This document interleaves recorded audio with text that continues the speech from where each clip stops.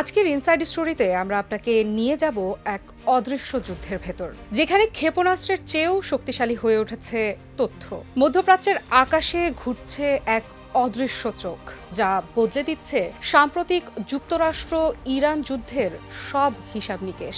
মধ্যপ্রাচ্যে মার্কিন ঘাঁটিতে ইরানের একের পর এক নিখুঁত হামলা বিশ্বকে অবাক করেছিল। প্রশ্ন উঠেছিল, কিভাবে এত নির্ভুলভাবে টার্গেট নির্ধারণ করছে তেহরান? কেবল নিজেদের প্রযুক্তি, নাকি এর পেছনে আছে আরও বড় কোনো শক্তির ছায়া?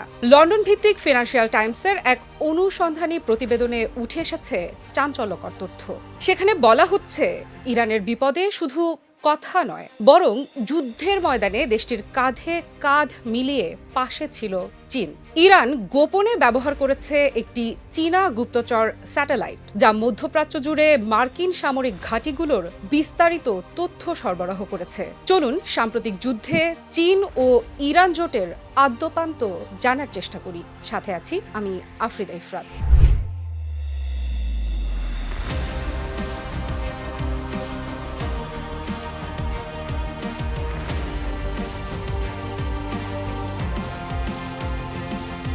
সাম্প্রতিক যুদ্ধে মধ্যপ্রাচ্যে অবস্থিত মার্কিন ঘাঁটিগুলোতে একের পর এক নিখুঁত হামলা চালিয়েছে ইরান। গণমাধ্যমের তথ্য অনুযায়ী প্রায় ৯৫% মার্কিন ঘাঁটি একেবারে ধ্বংস করে দিয়েছে ইরান। সেসব ঘাঁটি এখন একেবারেই ব্যবহার অনুপযোগী। মধ্যপ্রাচ্যের আকাশ তখন যেন এক অদৃশ্য শক্তির খেলায় মেতেছিল। একে একে ধরে ধরে শক্তিশালী শত্রুর সব ঘাঁটি নিশ্চিহ্ন করে দিয়েছে ইরান। কিন্তু কিভাবে এত নির্ভুলভাবে সঠিক লক্ষ্য বস্তুতে আঘাত হেনেছে ইরান? কেবলই কি দেশটির রাতারাতি উন্নত প্রযুক্তি এর কারণ, নাকি এর পেছনে রয়েছে গোপন কোনো সহযোগিতা? এই প্রশ্নের উত্তর খুঁজতে গিয়ে আলোচনায় উঠে এসেছে চীনের নাম। ফিনান্সিয়াল টাইমসের এক অনুসন্ধানী প্রতিবেদনে দাবি করা হয়েছে, ইরান গোপনে ব্যবহার করেছে একটি চীনা গুপ্তচর স্যাটেলাইট, আর এই স্যাটেলাইটই নাকি দিয়েছে মার্কিন ঘাঁটিগুলোর সুনির্দিষ্ট অবস্থান ও গতিবিধির তথ্য। প্রতিবেদন অনুযায়ী TEE-01B নামের ওই স্যাটেলাইটটি তৈরি করেছে চীনের প্রতিষ্ঠান আর্থ আই। ২০২৪ সালের শেষ দিকে এটি মহাকাশে পাঠানো হয়। এরপর ধীরে ধীরে এর নিয়ন্ত্রণ চলে যায় ইরানের শক্তিশালী সামরিক বাহিনী ইসলামিক রেভলিউশনারি গার্ড ক্রপস বা IRGCর অ্যারোস্পেস ইউনিটের হাতে। প্রতিবেদনে ফাঁস হওয়া সামরিক নথির বরাতে বলা হচ্ছে, এই স্যাটেলাইটকে ব্যবহার করে মধ্যপ্রাচ্যের বিভিন্ন মার্কিন ঘাঁটির ওপর নজরদারি চালানো হয়। শুধু সাধারণ পর্যবেক্ষণ নয়, বরং নির্দিষ্ট সময়, সুনির্দিষ্ট স্থানাঙ্ক, এমনকি সম্ভাব্য আঘাতের কৌশলও নির্ধারণ করা হচ্ছিল এই তথ্যের ভিত্তিতে। হামলার আগে এবং পরেও ওই সব ঘাঁটির ছবি তোলা হয়েছিল। অর্থাৎ শুধু আঘাত হানাই নয়, আঘাতের ফলাফল যাচাই করতেও ব্যবহার করা হয়েছে এই প্রযুক্তি।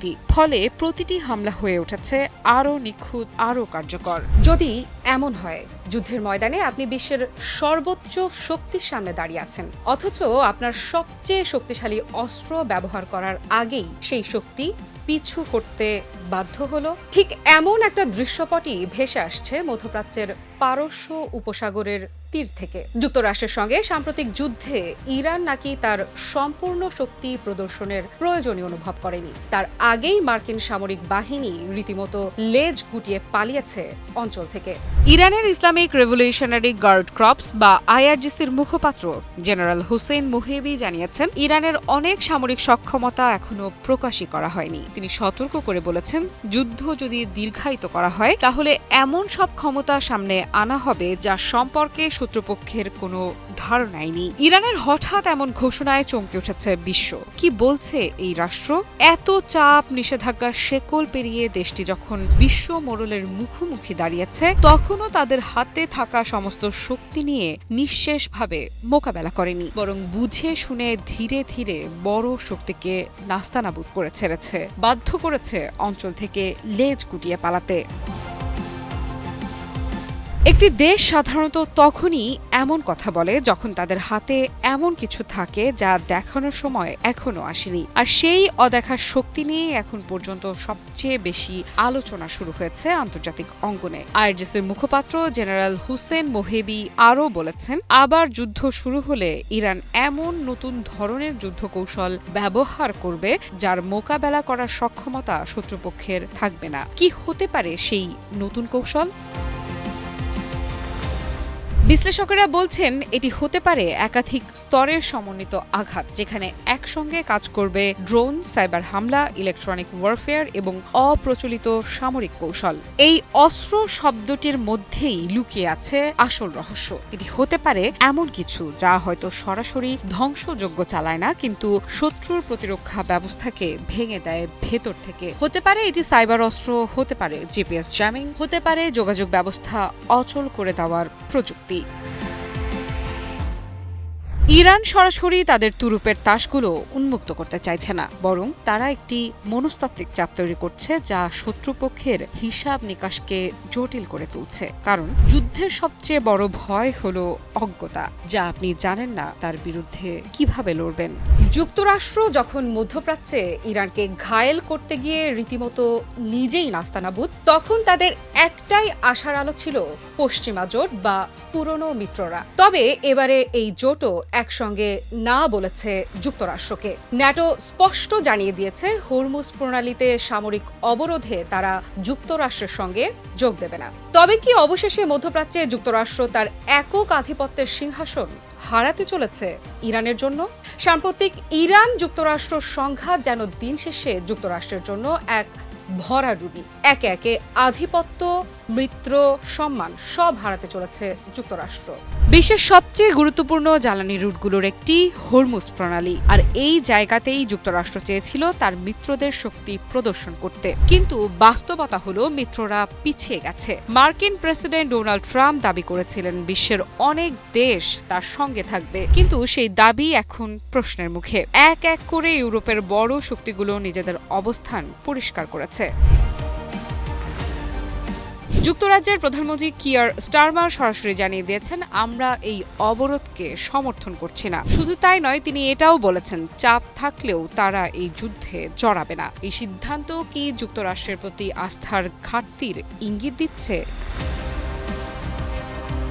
Germany, Spain, Italy, Poland, Greece সবাই একই পথে হাঁটছে, অর্থাৎ একটি বড় জোট একসঙ্গে না বলেছে। এতে তৈরি হয়েছে নতুন এক সমীকরণ।